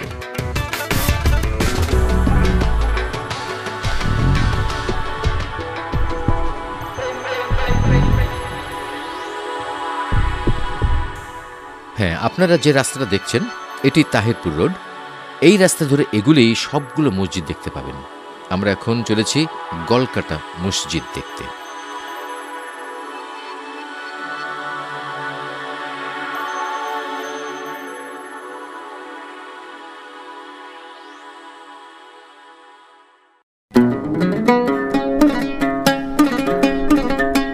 বারোবাজার এলাকায় যতগুলো মসজিদ প্রায় অক্ষত অবস্থায় আবিষ্কৃত হয়েছে তাদের মধ্যে গলকাটা মসজিদ অন্যতম। এটি খননের সময় শাহ সুলতান মাহমুদ ইবনে হুসাইনের আমলের 800 হিজরির আরবি ফার্সিতে লেখা কয়েকটা পাথর পাওয়া গেছে, যা থেকে গলকাটা মসজিদের নির্মাণ সময় আন্দাজ করা যায়।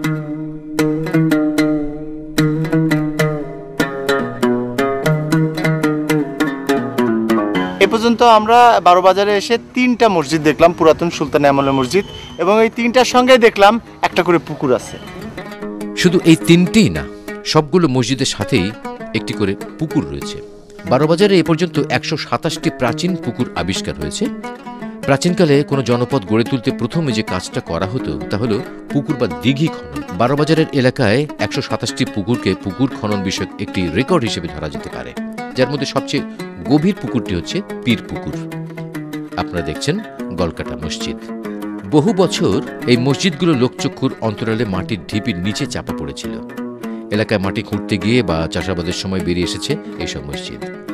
1961 সালে সর্বপ্রথম প্রত্নতত্ত্ব বিভাগের জরিপে এই এলাকায় প্রাচীন জনপদের নিদর্শন সম্পর্কে তথ্য বেরিয়ে আসে। খননের সময় শুধু এই প্রাচীন স্থাপনাগুলোই নয়, বেরিয়ে এসেছে প্রাচীন ব্যস্ত জনপদের নিদর্শন, মানুষ এবং পশুদের কঙ্কাল, মুদ্রা, অস্ত্র, তৈজসপত্র, শিলালিপি, হাতে লেখা কোরআন শরীফ সহ অনেক অনেক মূল্যবান নিদর্শন, যা বাংলাদেশের প্রত্নতত্ত্বকে করেছে সমৃদ্ধ। আমাদের উচিত হবে এসব মহামূল্যবান সম্পদকে কঠোরভাবে সংরক্ষণ করা, যেন কেউ ফুসলিয়ে বা লোভ দেখিয়ে তা আমাদের কাছ থেকে নিয়ে যেতে না পারে। বাংলা লিংক বাংলার পথের বন্ধুরা, আপনারা এখন দেখবেন জোড় বাংলা মসজিদ। 1992 সালে প্রত্নতত্ত্ব বিভাগ খনন করে খুঁজে বের করেছে এক গম্বুজ বিশিষ্ট এই মসজিদটি, যার নাম জোড় বাংলা মসজিদ। তুলনামূলক ছোট এই মসজিদটি 10 ফুট উঁচু প্ল্যাটফর্মের উপর নির্মাণ করা হয়েছে। সম্ভবত 800 হিজরিতে শাহ সুলতান মাহমুদ ইবনে নুসাই এই মসজিদটি প্রতিষ্ঠা করেছিলেন।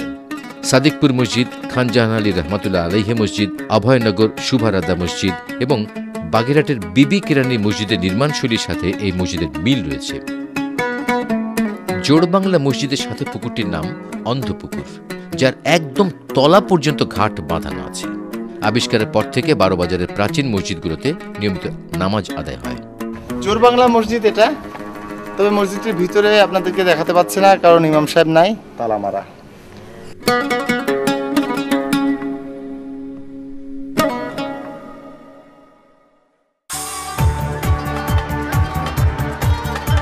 এরপরের মসজিদটা কোথায়? এরপরের মসজিদের নাম কি? সাতগাছিয়াটা বলে। সাতগাছিয়া কত দূর এখান থেকে? 2 কিলো হবে। কেন এবং কিভাবে এই সমৃদ্ধশালী গঙ্গা রিজিয়া, বৈরাটনগর বা বারোবাজার ধ্বংসপ্রাপ্ত হয়েছিল তার কোনো ইতিহাস জানা যায়নি। তবে এখানকার মাটিতে যে অজস্র নরকঙ্কাল পাওয়া গেছে তাতে অনুমান করা যায় এই শহরে ব্যাপক মহামারী হয়েছিল, অথবা যুদ্ধে ভয়ঙ্কর অভিশাপ নিয়ে অজস্র ঘোড়ার খুরে দলিত করে ভেঙে চুরমার করে দিয়েছিল এই শহরটি কোন দিগ্বিজয়ী তা কে জানে। তবে এই ইতিহাস আমাদের আদি ইতিহাস, আমাদের সভ্যতার ইতিহাস। এগুলো যথাযথ সংরক্ষণের স্বার্থে নাগরিক সচেতনতা বাড়ানো অতি প্রয়োজন। এই সমস্ত পুরাকীর্তির গুরুত্ব সম্পর্কে না জানলে এগুলো সংরক্ষণ করা কষ্টসাধ্য হয়ে পড়বে। বারোবাজার থেকে ৪ কিলোমিটার পশ্চিমে সাতগাছিয়ায় বিরাট আকারের এই সাতগাছিয়া আদিনা মসজিদটি অবস্থিত। আর এই আদিনা শব্দের অর্থ হচ্ছে শুক্রবার। ১৯৮৩ সালে বিরাট আকারের ঢিবি স্থানীয় জনগণ খনন করলে বেরিয়ে পড়ে মসজিদটির ১৬টি থাম ও পোড়ামাটির নকশা সহ ৫টি মেহরাব। ১৯৯৩ সালে পুরাকীর্তি সংরক্ষণ ও প্রত্নতত্ত্ব বিভাগ খনন করে ৪৮টি স্তম্ভের উপর ৩৫টি গম্বুজ বিশিষ্ট সাতগাছিয়া মসজিদটি আবিষ্কার করেন। মসজিদের উপরের গম্বুজগুলো এখন আর নেই, পরবর্তীতে নতুন চালা দিয়ে সংস্কার করা হয়েছে। বারোবাজার থেকে এ পর্যন্ত যতগুলো মসজিদ আবিষ্কৃত হয়েছে তার মধ্যে আয়তনে এটাই সবচেয়ে বড়। এই মসজিদটিকে বাংলাদেশের অন্যতম প্রাচীন মসজিদ বলা যেতে পারে। এবার একটা ছোট্ট বিরতি, আমাদের সাথেই থাকবেন। বাংলা লিংক বাংলার পথে, বাংলা লিংক বাংলার পথে। হ্যাঁ, বিরতির পর আবারও বাংলা লিংক বাংলার পথে আপনাদের স্বাগতম।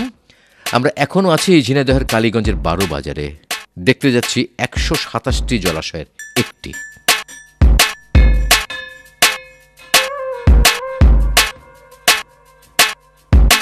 বন্ধুরা, এটা বারোবাজারের রানীমাতা বা বড় দিঘি।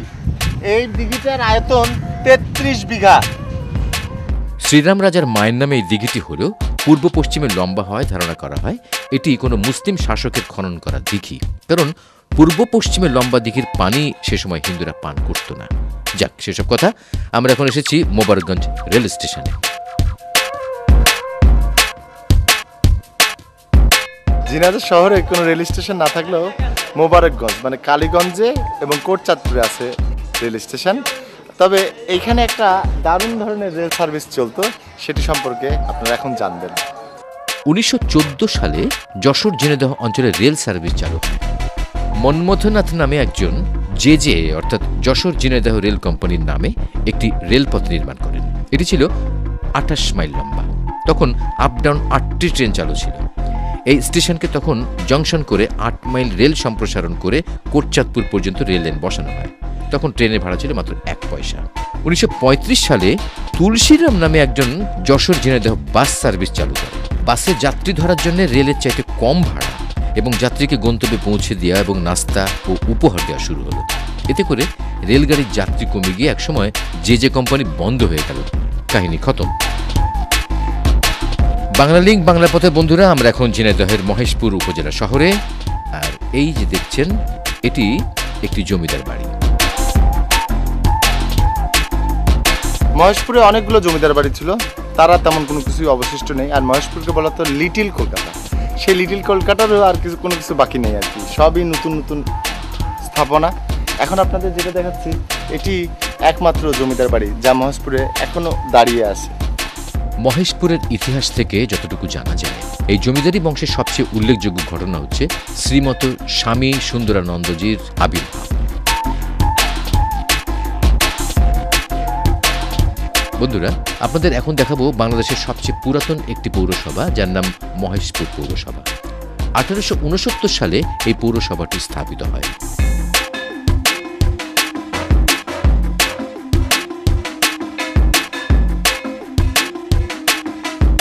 আচ্ছা, এই যে আমরা পৌরসভা ভবনটা দেখছি, এই পৌরসভাটা আমরা শুনছি বাংলাদেশের নাকি ১ নম্বর পৌরসভা। আপনারা কি জানেন? আমার জানা মতে এটা দ্বিতীয় পৌরসভা। মানে পৌরসভা ভবনটা কি আপনারা দেখছিলেন কেমন ছিল সে সময়? আগের পৌরসভা ভবনটা আমরা দেখছি। কেমন ছিল সেটা হলো আপনার ওই মোটা গাঁথনি ছিল। আগের যেসব বিল্ডিং, যেটা পুরাতন বিল্ডিং যেগুলো দেখা যায়, কয়তলা ছিল? একতলা ছিল। বেশ বড় ছিল নাকি ছোট ছিল? মাঝারি, একেবারে বড় না, একেবারে ছোট ছিল। লর্ড মিল্টন এই পৌরসভার প্রতিষ্ঠা করেন। প্রথম চেয়ারম্যান ছিলেন পি.ভি. মার্টিন। কিন্তু দেখুন এটিকে কিভাবে সংস্কারের নামে আরিচাঘাটের ফেরির চেহারা দেওয়া হয়েছে। অন্তত ঐতিহ্যবাহী পুরাতন ভবনটি রেখে এই নতুন ভবন তৈরি করা হলে ইতিহাস রক্ষা পেত। তো দেখে নিন পুরাতন মহেশপুর পৌর ভবনটি। মহেশপুর পৌরসভার পাশে রয়েছে একটি শ্রী শ্রী শিব মন্দির, যা বুড়ো শিব মন্দির নামে ব্যাপক পরিচিত।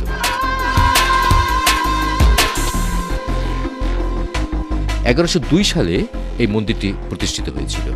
এটি হচ্ছে মহেশ্বর শিব মন্দির। এটার বয়স 700-800 বছরের পুরাতন। এখানে মানুষজন বলছে এটার আগে সেই স্ট্রাকচার এখন নতুন করা হয়েছে। আসল বিষয় হচ্ছে এই মহেশ্বর মন্দিরটির নামেই এই এলাকার নাম হয়েছে মহেশপুর। 1863 সালে স্থানীয় জমিদারের পৃষ্ঠপোষকতায় প্রতিষ্ঠিত হয়েছে মহেশপুর মাধ্যমিক বিদ্যালয়, আর প্রতিষ্ঠার সাথে সাথেই এটি কলকাতা বিশ্ববিদ্যালয়ের স্বীকৃতিপ্রাপ্ত হয়। এই যে আমরা মহেশপুরে আসলাম আর মহেশপুর মাধ্যমিক বিদ্যালয়ে আপনাদেরকে নিয়ে আসলাম, এর পিছনে একটা কারণ আছে। এটা হচ্ছে ঝিনাইদহ অঞ্চলের প্রথম মাধ্যমিক বিদ্যালয় এটি।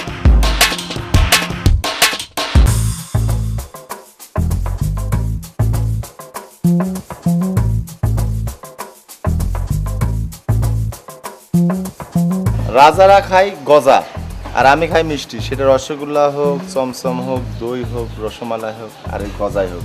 রাজার সেই গজা, এইগুলো হচ্ছে এই এলাকার প্রসিদ্ধ একটা খাবার। দারুণ খাস্তা একটা মিষ্টি, অনেকটা এটা কি খুরমা বলে অনেকে, সেই ধরনেরই একটা জিনিস, খুব টেস্টি।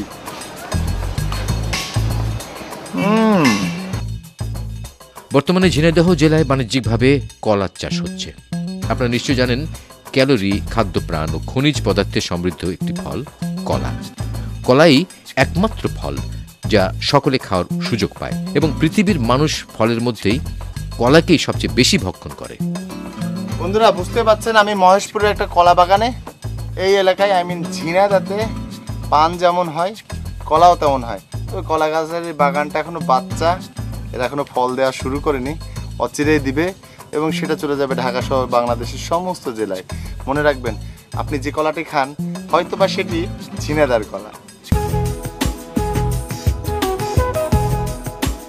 বাংলালিংক বাংলা পথের বন্ধুরা, আমরা এখন চলেছি ঝিনাইদহের দত্তনগরে।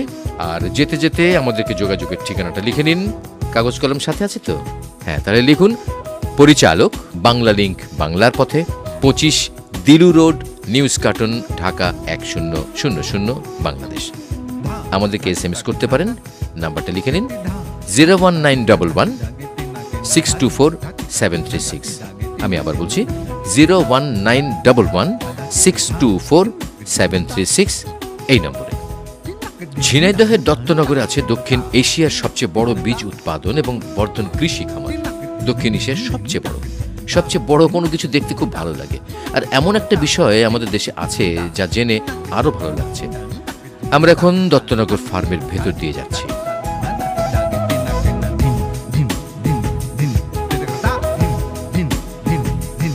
বাংলাদেশ কৃষি প্রধান দেশ, আমাদের অর্থনীতি কৃষি ভিত্তিক। এদেশের এখনো 85% মানুষ প্রত্যক্ষ বা পরোক্ষভাবে কৃষির উপর নির্ভরশীল। বিস্তীর্ণ সমভূমি, উর্বর মাটি ও বৃষ্টিঝরা উষ্ণ আর্দ্র জলবায়ু এদেশের মাটিকে দারুণ কৃষিভূমিকে পরিণত করেছে। জেনে ভালো লাগে, বাংলাদেশের 65 থেকে 75% জমি কৃষিযোগ্য, যা অন্যান্য যে কোনো কৃষি নির্ভর দেশের চেয়েও অধিক। এত কিছুর পরেও আমাদের দেশে কৃষি ব্যবস্থা এখনও অনুন্নত, কৃষকরা দরিদ্র।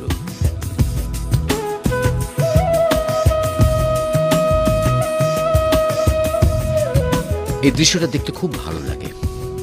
আমাদের কি নেই ভেবে দেখুন তো, সব আছে। বাংলাদেশকে শস্য শ্যামলা এবং নিজেকে স্বাবলম্বী করতে আপনার দুটি সৎ ও কর্মঠ হাতই যথেষ্ট। এই ফার্মটি দত্তনগরে বাংলাদেশ কৃষি উন্নয়ন কর্পোরেশনের গোকুলনগর বীজ উৎপাদন খামার। দত্তনগর খামারে আছে 2737 একর জমি, যা ঝিনাইদহ চুয়াডাঙ্গা সীমান্ত থেকে চুয়াডাঙ্গা পর্যন্ত বিস্তৃত। এই ফার্মের আওতায় আছে 5টি খামার: পাতিলা খামার, মথুরা খামার, করিঞ্চা খামার, কুশাডাঙ্গা খামার ও গোকুলনগর খামার। আমরা এখন চলেছি কুশাডাঙ্গা খামারে। যেতে পথে সৌন্দর্য লক্ষ্য করুন।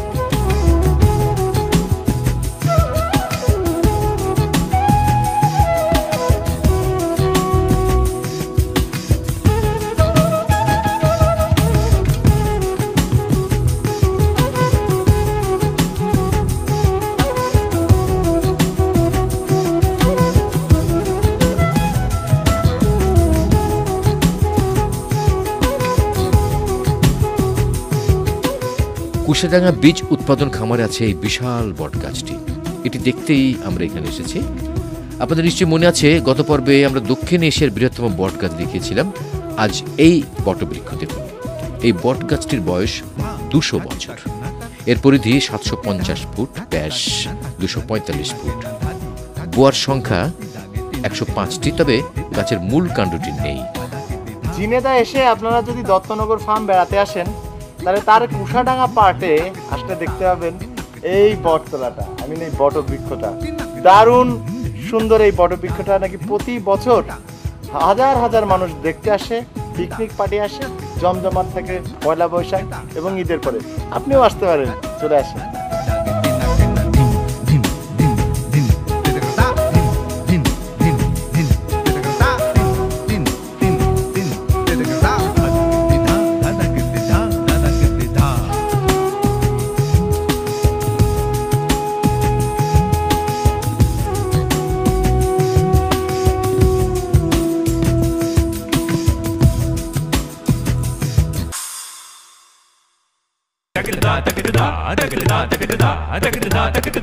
আজকের বাংলা লিঙ্ক বাংলা পথে অনেক ঐতিহাসিক স্থান দেখালাম। এবার চলুন অন্য ধরনের একটি বিষয় দেখে আসি। আমরা চলেছি ঝিনাইদহের মহেশপুর উপজেলার ঘুরডা বাজারের শ্রীনাথপুর গ্রামে। এই গ্রামে একদল হনুমান বাস করে। হনুমান কোন দিকে আছে? কালকে দেখলাম এদিকে আমাদের বাড়ির পাশে। আমাদের বাড়ি প্রতিদিনই যায়। কতগুলো হনুমান আছে? প্রায় 25টা আছে। ও বড় বড় লেজ। জি। চলুন হনুমানগুলো কেমন আছে দেখে আসি।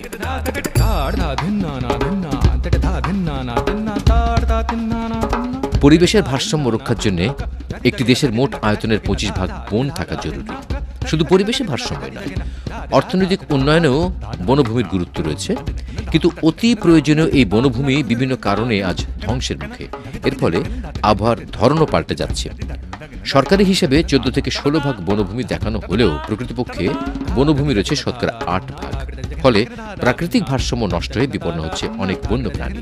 নষ্ট হয়ে যাচ্ছে তাদের আবাসস্থল, ঘরবাড়ি নাই, খাওয়া দাওয়া নাই, এরা বাঁচে কয়দিন। তারপরেও মানুষের সাথে যুদ্ধ করে এই মুখ পোড়া সোনালী হনুমানগুলো এখনো টিকে রয়েছে। এই মুহূর্তে মনে হচ্ছে আমরা ওদের জায়গায় থাকি না ওরা আমাদের জায়গায় থাকে। তো দেখতে থাকুন হনুমানগুলোর কাণ্ড এবং আমাদেরকে বিদায় দিন। আর বেশি বেশি SMS করুন।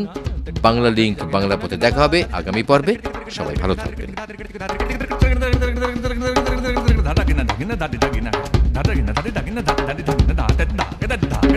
তোমার নাম কি? মোহাম্মদ ওয়াকার ইউনুস। তুমি কি এখানে থাকো ওয়াকার ইউনুস? জি। আচ্ছা এই বানর তোমাদেরকে সমস্যা করে না? জি না। ভয়টাই দেখায় না? তোমরা কি টিট মারো? জি না। হ্যাঁ, তোমরা খাইতে টাইতে দাও?